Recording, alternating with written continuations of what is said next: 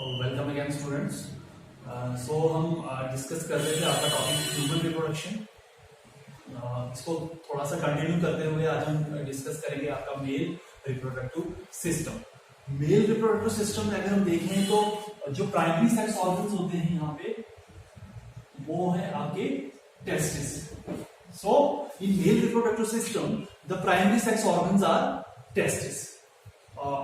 What is the function of testis? So the primary function of testis is to जो primary function होता है primary sex organs का वो होता है गैमेट्स को प्रोड्यूस करना as well as sex hormones को प्रोड्यूस करना।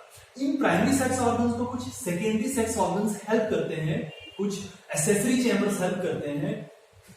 हम ये कह सकते हैं कि कुछ हेल्पिंग सेक्स ऑर्गन्स हेल्प करते हैं, या हम ये कह सकते हैं कि कुछ एसेसरी सेक्स ऑर्गन्स इन प्राइमरी सेक्स ऑर्गन्स को हेल्प करते हैं, जिनको हम कहते हैं secondary sex organs. Secondary sex organs testis are primary sex organs,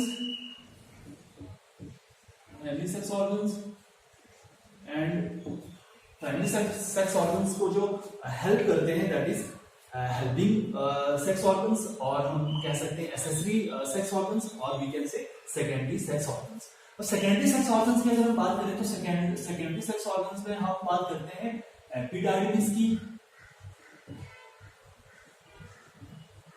एपिडाइडिमिस हो गया यहाँ पे आपका, उसके बाद आपका प्रोस्टेट ग्लैंड हो गया, कॉर्पस ग्लैंड हो गया, सेमाइनल वेसिकल्स हो गई, seminal vesicles, prostate gland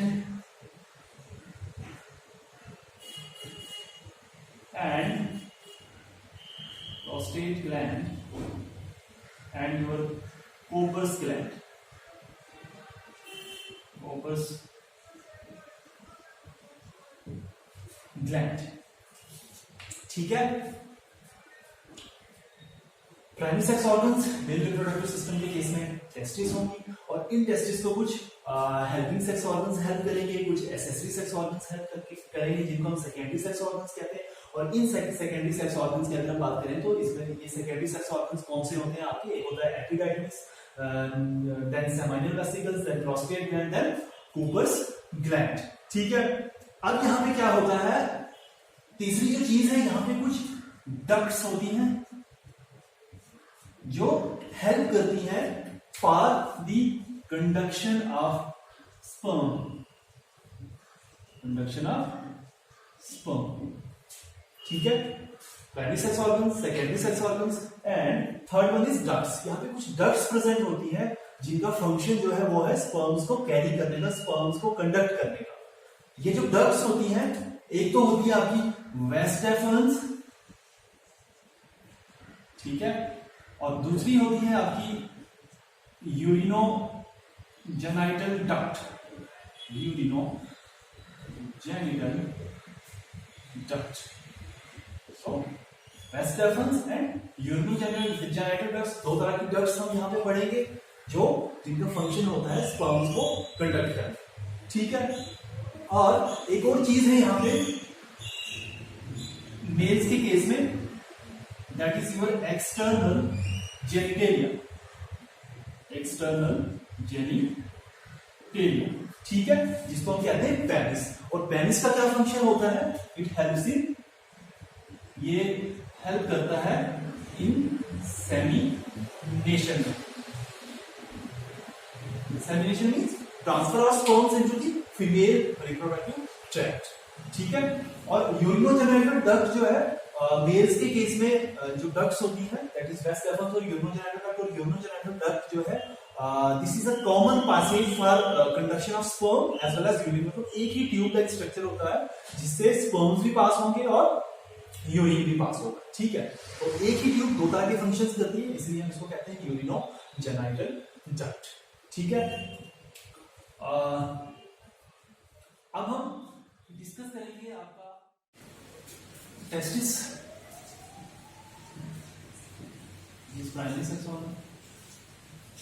testis की अगर हम बात करें तो टेस्टिस जो है ये स्मॉल ओवल स्ट्रक्चर्स होते हैं,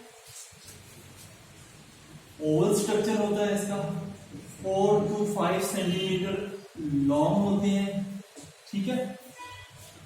इसका अगर हम स्ट्रक्चर देखें थोड़ा सा इस तरह से,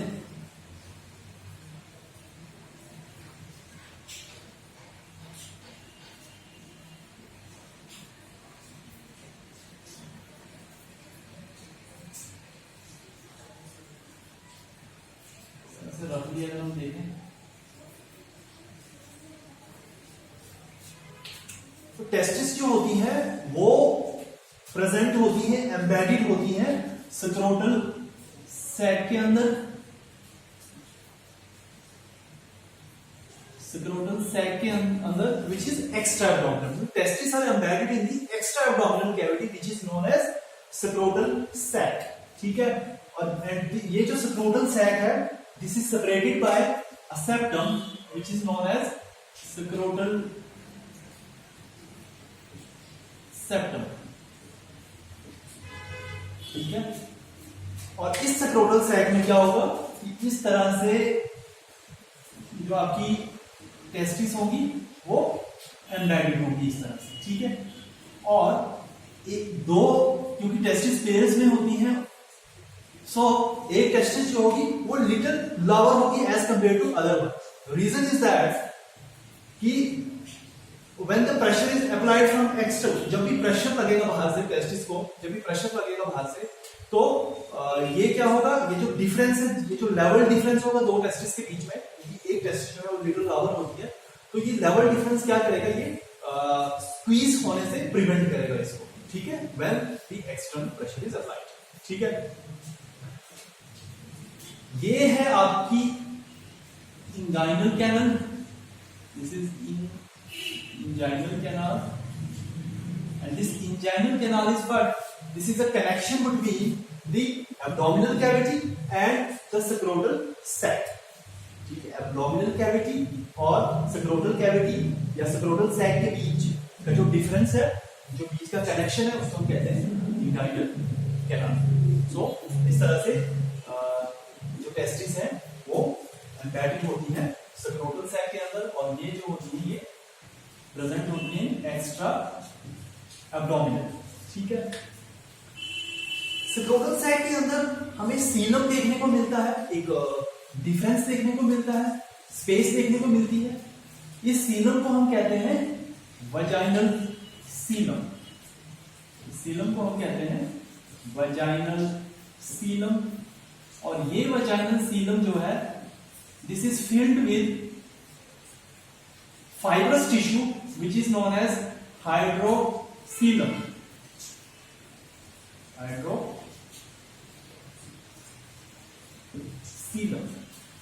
ठीक है। दिस इज हाइड्रोसीलम,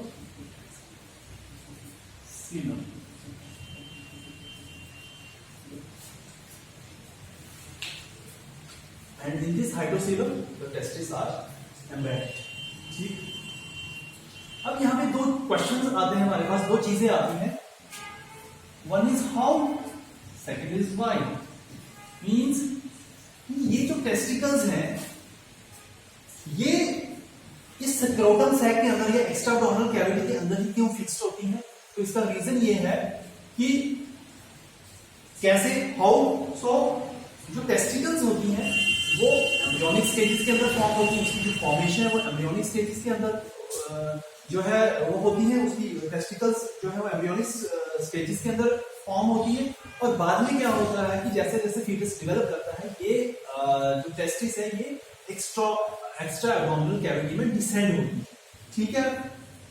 एक्चुअली होता क्या है कि स्क्रोटल सैक जो है ड्यूरिंग एम्ब्रियोनिक स्टेजेस या हम कहेंगे before the birth, scrotal sac जो है वो एम्प्टी होता है, तब जो है टेस्टिकल जो है एब्डोमिनल कैविटी में ही प्रेजेंट होती है, लेकिन आफ्टर बर्थ जैसे जैसे फीटस डेवलप होगा तो ये स्क्रोटल सैक, ये टेस्टिस जो है ये डिसेंड होके कहां आ जाएंगी, आपके एक्स्ट्रा एब्डोमिनल रीजन में, और यहाँ पे क्या होगा, जैसे ये डिसेंड होगी यहाँ पे एक्स्ट्रा एब्डोमिनल कैविटी में फिक्स हो जाएंगी, और इसको फिक्स करने का काम कौन करेगा,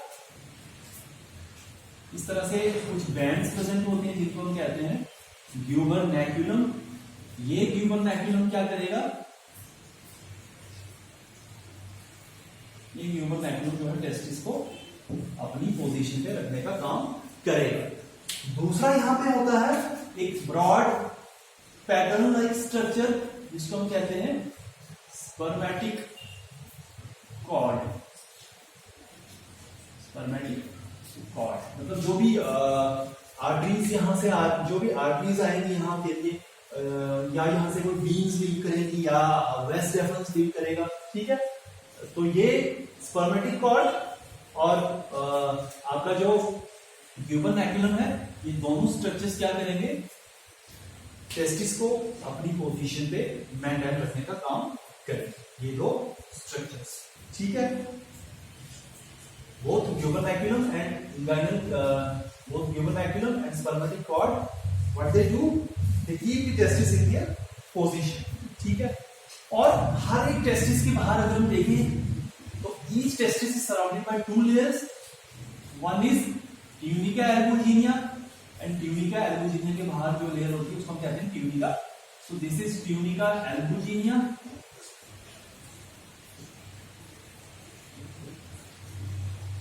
इसके ट्यूनिका एल्बुजिनिया के बाहर वाली लेयर को हम कहते हैं ट्यूनिका वैजिनैलिस। ट्यूनिका वैजिनैलिस। दूसरा होता है वाइफ। हमने कहा कि कैसे टेस्टिकल्स जो है या टेस्टिस जो है वो स्क्रोटल सैक के अंदर एम्बेडेड, वो हमने चीज पढ़ी। अब हम कहेंगे कि why the testis are extra abdominal. तो extra abdominal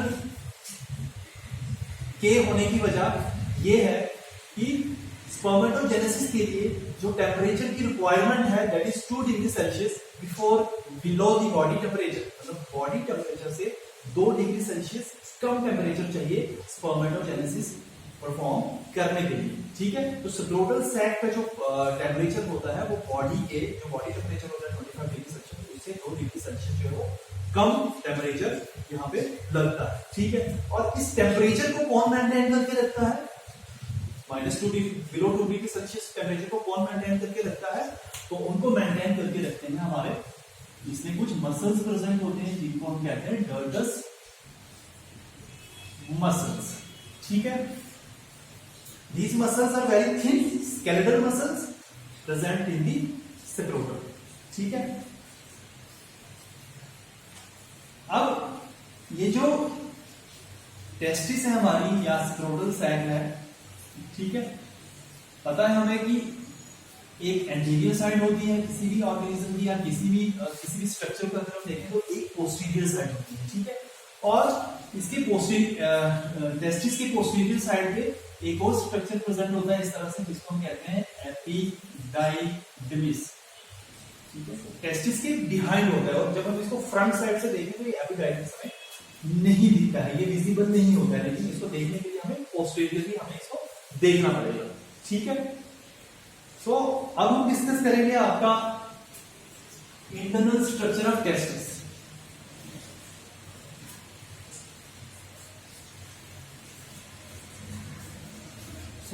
internal structure of testis जो है हम कल डिस्कस करेंगे।